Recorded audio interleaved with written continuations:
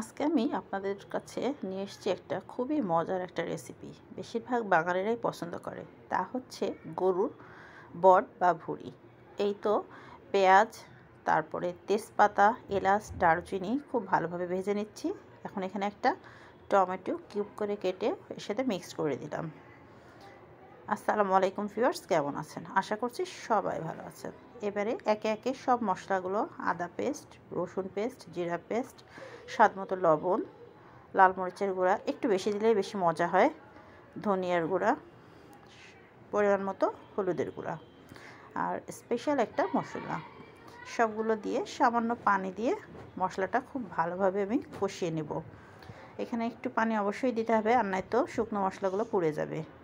মশলাটা ভালোভাবে কষাতে কষাতে এখানে আমি অ্যাড করে দিচ্ছি শুকনো মরিচ। এখানে আরও আমি 2-3টা শুকনো মরিচ অ্যাড করে দিলাম। এখন মশলাটা খুব ভালোভাবে কষানো কমপ্লিট। এখন আমি এই যে বট বা ভুঁড়ি, এটা আমি আগের থেকে খুব ভালোভাবে ধুয়ে প্রসেস করে সেদ্ধ করে রেখেছিলাম, বক্সে করে ডিপে রেখে দিয়েছিলাম। এখন এটা সেই মশলার সাথে অ্যাড করে দিলাম। এখন এটা খুব ভালোভাবে একটু সময় ধরে ভালো করে কষাবো।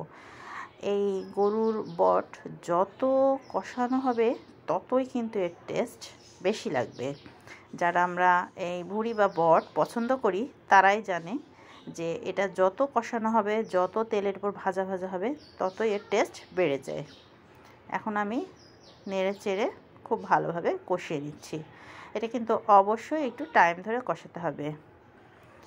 কষানো কমপ্লিট, দেখতে পাচ্ছেন তেল ছেড়ে দিয়েছে। এখন আমি পরিমাণ মতো পানি দিয়ে পুরো রান্নাটা করে ফেলবো। ফিরছি পুরো রান্নাটা হয়ে যাওয়ার পর।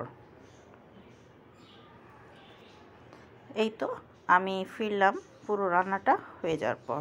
মাশাআল্লাহ, কালারটা কিন্তু খুবই সুন্দর হয়েছে।